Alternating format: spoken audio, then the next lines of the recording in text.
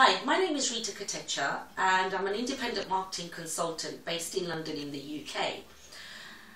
One of my greatest passions in life is yoga, and I really want to share the experiences that I've had with learning about the different types of yoga that there is involved in life. And a lot of people don't know that there are so many different types of yoga, but today I'm going to kind of like take the chance and the opportunity to enlighten you about the various types that there are available to people out there, and what are the advantages of yoga and what are the long-term processes that you have to go through to achieve the results.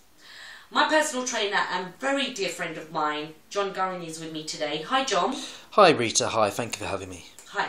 Okay John, firstly and foremostly, can you explain to our viewers about the differences between the modern art yoga, which is taught in the gyms, and all the other yogas? In the first instance, explain the difference between the modern art yoga and the reality of yoga, please. Okay, well, sometimes I go into the high street gyms to cover when other instructors go away on holiday.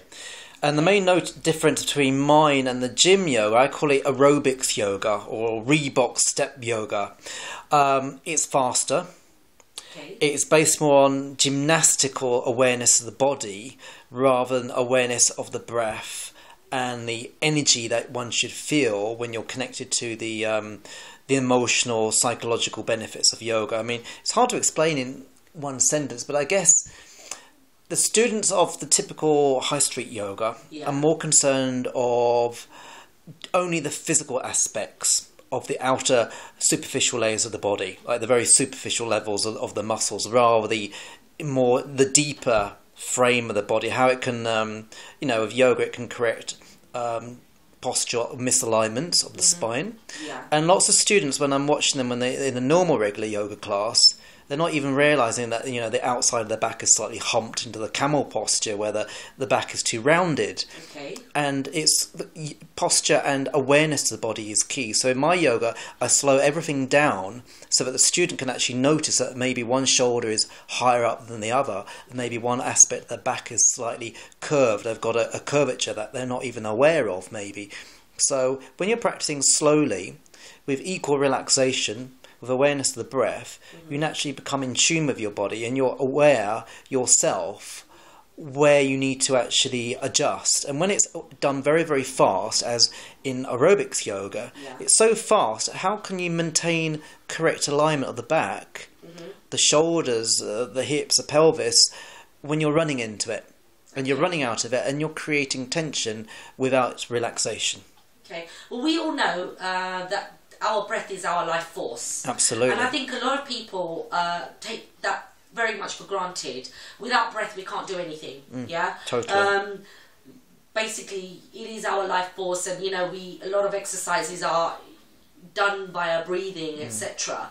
So I think a lot of people take advantage that without breath, they take it for granted, the breathing aspect of any exercise, not just yoga, but generally any exercise. It's true, it's underplayed. I mean, I haven't heard many teachers in a regular high street gym that I cover during the yoga classes that mention or teach how to breathe correctly, even very simple deep belly breathing in the lower diaphragm, watching the belly expand like a balloon and then lower until you feel that tightening of the abdominal wall. I mean, I haven't seen them teach it. Yeah. Even the basics. Yeah, and I think only if you go into the traditional art yoga, they'll teach you that. Am I right in thinking Absolutely, that? but I mean, I try and combine both worlds, where the typical person is just, I want to tighten up the body and just become a bit more, in shape, and you can do that and teach people how to breathe into the diaphragm at the same time. Yeah, okay. So basically you're saying that the gym yoga that they're teaching is more on a superficial level of toning, maybe even helping to lose weight. Am I thinking that? Well, I think some of the students go into the class with that mindset of, maybe this will help me lose weight. And if you embrace yoga as a total system, and it can do, but they're not looking at it on a deeper level, that it will actually make you feel emotionally and psychologically more balanced and whole and complete. Okay. So it's more on a superficial level to begin with anyway. Right, okay. So can you touch on the base of the different types of yoga that we've got at the moment, and let me just talk about, introduce to our viewers, Hatha Yoga. Oh yeah, well, can you enlighten sure. them on Hatha Yoga, please? Exactly. Well, it's where I started from. It's my experience, really. I mean, Hatha Yoga is the yoga of health. Yeah. So, traditionally speaking, it's taught in much slower pace. So, ideally, when you're doing one pose, you would do the opposite counter pose. Say, if you're bending forward, you make sure that you're stretching backwards. Okay. If you're stretching to one side, you're making sure that you're rotating the angle of the back, for example. So you're moving forward, back, right, left, and you're getting a complete rotation. And also, after each pose, you go into the corpse pose or the death pose, where you're just lying on your back, back of the arms underneath the legs on the floor, in complete relaxation. So if you've done 1 minute of one pose and it's quite an energetic or demanding pose, you're making sure that you rejuvenate the body with oxygen and relaxation, just lying on the floor. It's that simple. Wow. People forget how simple it is, lying on the floor, on the back, in complete relaxation, with your mind only focused on the breath, not worrying about tomorrow, yesterday, your mortgage, your bills, etc. Just realising that your breath is the petrol that goes into your car, and the car is your body. And without the correct breath and the optimal level of oxygen, you're not really doing yoga, you're just wearing yourself out. I see. And what are the spiritual benefits of yoga, Hatha Yoga? Well, it's increasing the awareness of who you really are. So most people just have a body consciousness awareness. Yeah. And when you go into yoga, the actual word is a clue. Yoga means union. So it's union between the physical body, the internal body, the spine being one of the most important aspects of the physical part of the body, the emotions, and your mind. So if your mind is frantic, very, very busy, you'll find the balancing postures very, very challenging to do. So once you begin to bring the awareness of the word yoga, the union between the breath and the body, you begin to automatically feel better, calmer, more relaxed, more empowered, and stronger, and have more energy. And then on a spiritual level, you begin to realise that the body is just your motor car, your vehicle, and the actual you, the energy, that light, I call it, that inner energy beacon of light, is the real Rita, is the real John. And that aspect, and maybe on a, try not to get too religious, but on a energetic level, it's just another spark of the universe. It's just like another part of the electricity current that's flowing all the way through your house. That same current is going into your neighbour's house. It's still electricity. And I like to think of it as we have this energy within us, similar to electricity, but it's your spiritual energy. You can't see it. It can't be measured under a microscope, but it can be felt, and you can become in tune with that energy. And at some point realise, asking the important question, who am I? What am I? And when you're in silence in yoga, in the relaxation pose, maybe you'll greet and have a relationship with that energy of who you are. And it's not the body, it's not the emotions, it's not the mind, it's that inner peace within you. It's that spark of the divine. And it's hard to put into words, you have to experience it. But in time, that's what yoga enables you to experience and build a relationship with. That's why I do yoga. Yeah, it's interesting. I'm going on to the Tibetan 5 rites, which you've taught me. Absolutely, yeah. And I love it, by the way. I think it's had a great impact in my life anyway. Good. And we've just literally been to the park to practice it. Yeah. Can you tell our viewers what you're teaching me with the Tibetan 5 rites, as in, or the concept of what it is? Because I think a lot of people don't know about the Tibetan 5 rites. It's not a very well-renowned yoga concept at the moment anyway. Well, my friend in America, Japanese friend of mine, she was just showing me what she was doing in her exercise practice, and she had the best six-pack and the best body I've ever seen ever. Really? And I said, well, what are you doing to maintain that? What's your exercise program? And my friend Tiger said, well, all I do is yoga, a bit of hatha yoga, but every single day she practiced 5 exercises, which took between 5-10 minutes, depending on the amount of repetitions she was doing. Okay. And it's an exercise called the Tibetan 5 rites, which the monks practiced in Tibet way over 2,000, 3,000 years ago. Wow. And they practice these rites to increase the amount of life force, physical life force in the body, oxygen in the body, nutritional balance in the body, and also the higher energy, which I believe is called prana or chi, or universal energy from the universe.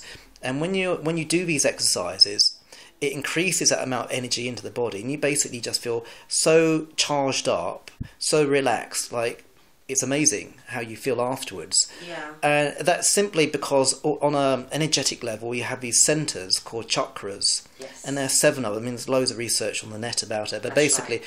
when these chakras stop spinning, like a tornado of energy within the body slows down, you get more tired, you age, and eventually you die. So through doing the Tibetan 5 rites, 5 individual, very simple exercises, it increases the amount of the energy within the chakra, how it spins, how it vibrates, and basically you feel healthier.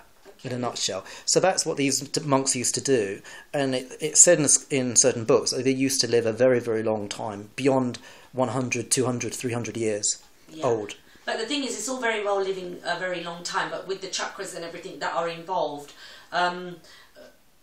they were leading healthy lives, weren't they? They were. I mean, they lived with strict. age. Exactly. They lived a very strict lifestyle. I mean, I recommend to my clients, if your body is able to, go towards a more vegetarian, plant-based, ultimately vegan-based diet. But some people need meat, some people don't need meat. It's complicated. But basically, go for a healthier, more wholesome food, less food out of packet. And be aware that when you mix certain proteins with certain carbohydrates, some people get indigestion and they don't equate that with what they've just put into their system. Right. So basically there was food combining involved, and for me that works. I tend to have like potatoes not with meat, or fish with vegetables separated from or cheese or from egg protein, for example. But it's a complicated science, but it does work. It's worth trying. So they combine, a stricter way of living with their diet and these 5 exercises, and they are so simple to do, virtually anyone can do them. Yeah, well, I've experienced it, and I'm really shocked at how easy they've been for me as well.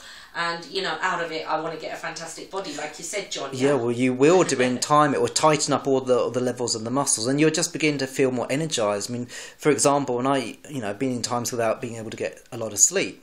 And by doing these exercises, I could get by with no sleep whatsoever for, a couple of days. Wow. So, it does help you to charge you up. But you need to do it consistently, a little bit every day. Yeah, well, that's one of my goals anyway, to get fit, or fitter, should I say. Exactly. And, this is the reason why I've taken on the Tibetan 5 rites, and, your teachings through it as well. So you're very mindful about that, really. And I think I've become mindful by learning from you and listening to you. Brilliant. Yeah, so that's a very big, important thing. You see, a lot of people may do research and what have you, but taking action is a completely different concept. Exactly. Subject, isn't it? Exactly. Life, yeah? You've got to do the yoga. If you read it in a book, nothing would change. Like in any business or any situation, you've got to go out and take some physical action with awareness. That's right. Yeah.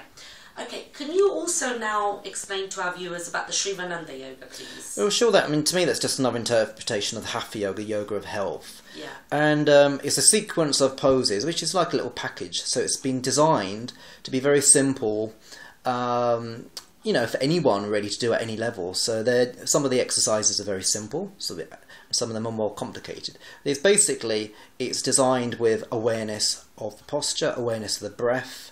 It's very slow, it's very precise, so you're holding each posture, yoga exercise, for a lot longer. So in typical gym yoga, you go in and go out, you duck in and duck out of each pose. In Shivananda's style of yoga, you're holding it sometimes for up to 10 minutes. If you try holding the shoulder balance posture for 10 minutes, it's quite demanding, and in time you build up incredible strength in your muscles. Okay. So, and the breathing, it's really done with a lot more focus, and there are lots of different breathing exercises which can be quite technical and quite challenging to most Westerners who are not used to it. Yeah, that's interesting. So it's much deeper level. It's a really, really deep yoga. Yeah. And would you advise, or would you say that yoga is a great way to lose weight? If you combine it with the awareness of the diet, a whole holistic lifestyle awareness, then you don't see many overweight yogis at the end of the day, because they have a balance. And I think weight issues are to do with emotional imbalances. Yes. So hypothetically, if you combine yoga with the way I interpret it, then yes, you won't have weight issues. They will go in time, because weight issues really, it's just you're storing emotional imbalances in the body. It's not just about calories in, calories out. It's a lot deeper.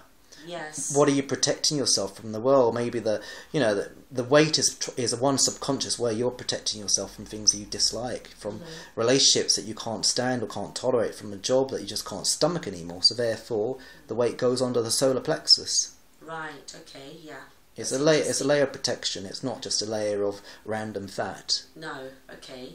And would you say that there are ways, but then to lose that weight, you have to actually work on yourself emotionally? Because otherwise you're just going to pile it all back on again, exactly. aren't you? You've got to work on the deeper subconscious levels. Self-hypnosis is a great way. Yeah. Well, I'm a great fan of self-hypnosis. I'm very passionate about it. I will do another video on my experience with hypnosis and what I've been through in the last, I think since January I've been doing hypnosis. And it's now May 2013, wow. And I am going to maybe do a video on what's happened to me. Excellent. But that'll be another subject altogether. Can't wait. Also, can you shed some light on this, John?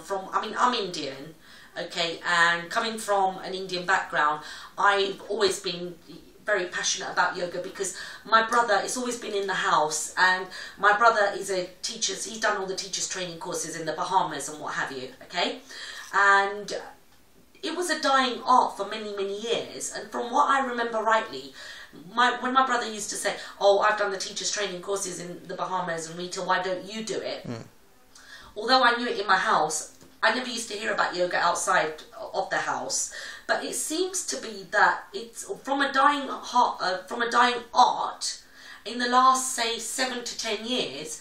It's really come back up again, hasn't it? Absolutely. I think to me it's a very good antidote to stress. I mean, modern life is very stressful at the moment. Right. And yoga is one of the best ways to learn relaxation through the breathing and being aware of your inner energy.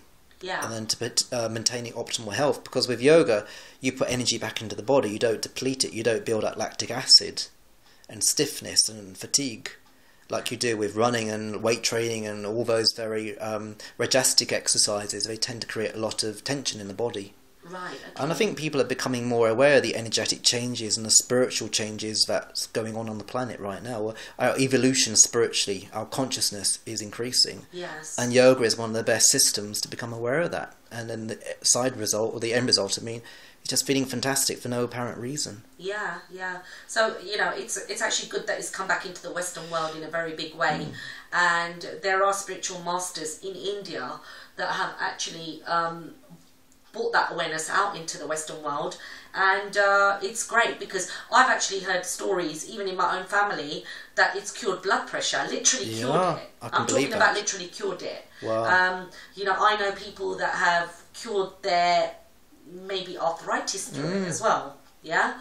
I know people that have been through various problems like hay fever, for example, that have cured hay fever through yoga. Wow. Can you believe it? So I know it can be a curing art as well. Definitely. It's just, I would like to see it taught more with that type of mentality, that it's for healing and teaching people becoming aware of their own energy system. This is like a violin. There's lots of different notes, and when they're played correctly, then you have an orchestra of life that sounds nice and feels nice. But when you're out of balance, when you're like a guitar, when it's not in tune, then everything else is just it feels sticky, it feels yucky, it doesn't work, it doesn't feel good. And we're not taught this at school. We're not taught how we're an energy system of attraction, magnetic attraction. Well, there's a lot of things that aren't taught at school. Absolutely. I wish yoga was. At my day, it was football and running around a muddy field. I mean, why can't they teach yoga at school? Well, yeah, this is it. And,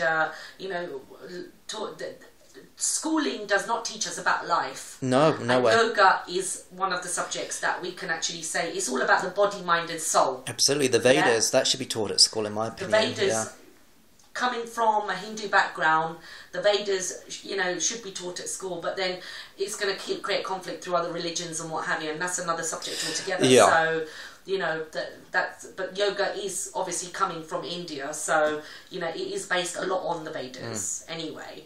And but there's a lot of things that aren't taught at school and still aren't, and it's such a disappointment because when it comes down to personal development, yoga is one of the main things that I think is in that category. Absolutely. Like I said, the body, mind and soul, needs to be nourished. It's not very, taught very at true. School, I'm afraid. It's very, very true. And this is why there's a lot of destruction in the world these days, I believe. And people are projecting their shadows onto everybody else, aren't they? I mean, one of the simplest techniques is just becoming aware of your breath, and a very simple technique is, inhaling for a while, pausing the breath comfortably and exhaling, and then as you exhale, just saying, I am love, I am strength. Yeah.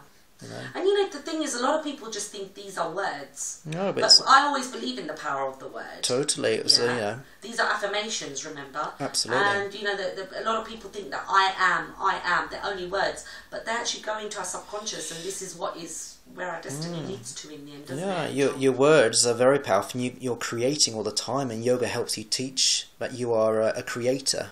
Yes. Our bodies are our temples, remember that. Definitely. Yeah. On a closing note, so that is the most wisdom that I've got from John. John, thanks for enlightening us on all the different types of yogas that there are out there. You're more than welcome. And it's been a great conversation. I've really enjoyed it. And if you want to know more of what I do, please go into the link on this video, and let's see if I can help you reach your goals as well, financially as well as spiritually, and developing empowerly as well. And talk to me. Thank you for being here, and I look forward to hearing from you.